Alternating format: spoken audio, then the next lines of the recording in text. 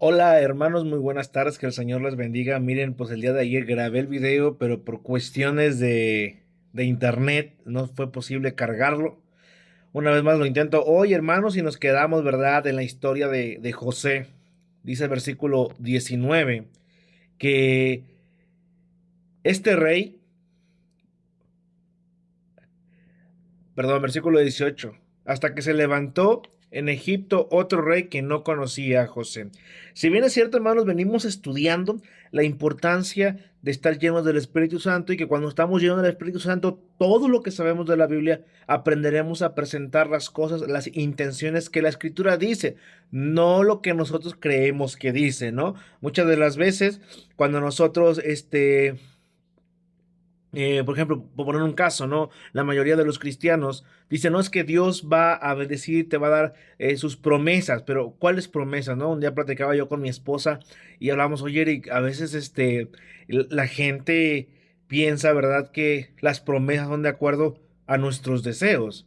Pero si nosotros vamos a la Biblia, las promesas que el Señor habla es que estaremos en comunión con Él, agradaremos su nombre, nuestra mente, nuestro corazón, nuestros pensamientos, nuestras emociones, nuestras acciones, nuestro estilo de vida estará en totalmente comunión con Él. Y dice la Escritura que entonces habrán situaciones muy hermosas, pero que a su vez, dentro de sus promesas, habrán cosas difíciles. Entonces, ¿cuántas de las veces nosotros venimos a Dios, esperamos sus promesas, pero en el fondo de nuestro corazón, nuestras promesas, digo, las promesas de Dios las queremos acoplar a nuestras maneras de sentir o de pensar. Y eso no es posible, hermano. Y muchas de las veces esto tiene un daño muy tremendo en nuestras vidas, en nuestras familias y aún dentro de la iglesia.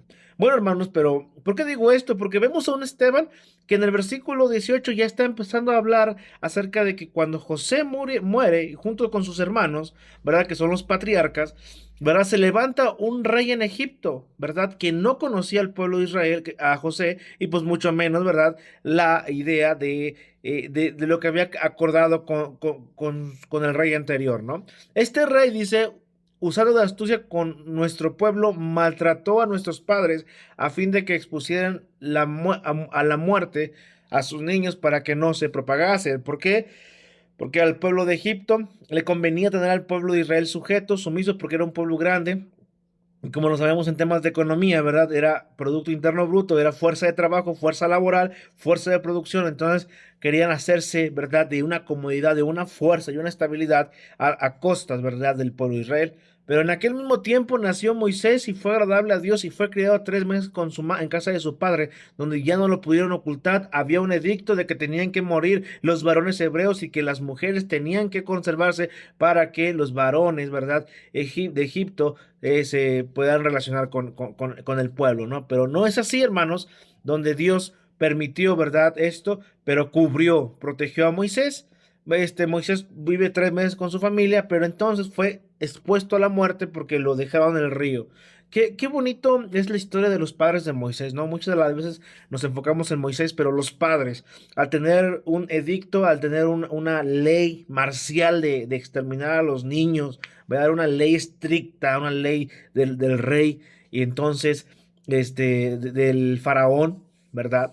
Y entonces los papás dejan en un canasto que iba camino allá, ¿verdad? A donde la hija y sus sirvientas, ¿verdad? Estaban siempre descansando. Entonces, fue un acto de fe, porque el niño pudo haberse caído, pudo haber atorados en un lugar y quedarse ahí. Pero Dios defendió, ¿verdad?, la vida de este pequeño. Y dice que la escritura que este niño, ¿verdad?, fue criado por la hija de Faraón. Dice, y fue enseñado Moisés en toda sabiduría de los egipcios y era poderoso en sus palabras y obras. Dice, cuando hubo cumplido la edad de 40 años, le vino el corazón el visitar a sus hermanos, los hijos de Israel. Sabía de dónde era. ¿Por qué? Porque curiosamente bajo el cuidado de la hija de Faraón, su propia mamá, ¿verdad?, estaba sirviendo a la hija de Faraón y ella pudo cuidar de su hijo, ¿verdad? Pero bajo la cobertura, bajo, ¿verdad?, el cuidado de la cúpula, del poder, vamos a decir así, del reinado de Faraón, ¿no? Versículo 24, y al ver a uno que era maltratado le ofendió e hiriendo al egipcio vengó al oprimido.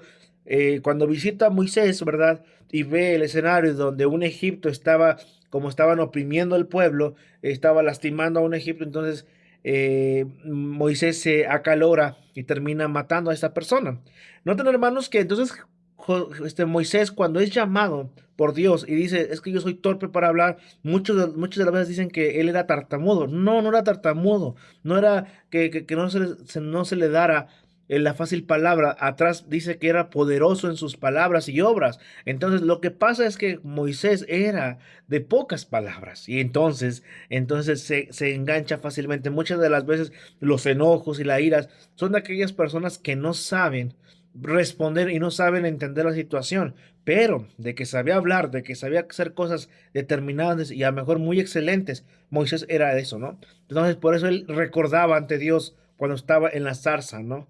Curiosamente esta acción lo vieron los hijos de Israel, entonces pensaba que comprendían que él iba a ser libertador, ¿verdad? Por mano de él. Claro, sabemos que es Dios el que lo hacía. Versículo 26, se le presentó a ellos entre hermanos y le dicen, ¿por qué se maltratan unos a otros? Y entonces uno le dijo, oye, ¿por qué quién te ha puesto por gobernante o juez sobre nosotros? ¿Quieres tú matarme como mataste ayer al egipcio? Lo vieron. Entonces al oír estas palabras Moisés huyó y vivió como extranjero en la tierra de Madián, donde engendró dos hijos. Noten, hermanos, la actitud de Moisés era una actitud en comunión con Dios, era una actitud que estaba en entender que había fallado y mejor se fue corriendo, ¿no?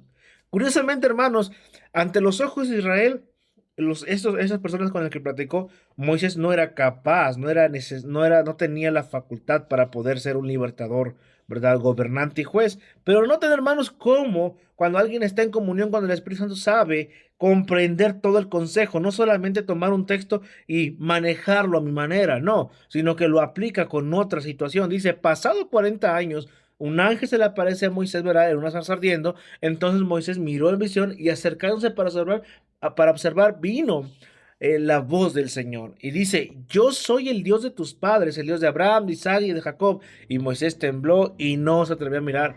Versículo 33, y le dijo, Señor, quita el calzado de tus pies, porque el lugar en el que estás es tierra santa. Versículo 34, como ciertamente he visto la aflicción de mi pueblo, ¿verdad? Y de ese nido para librarlos. ¿Quién lo va a librar? Dios a través de Moisés. Ahora pues, ven, te enviaré a Egipto.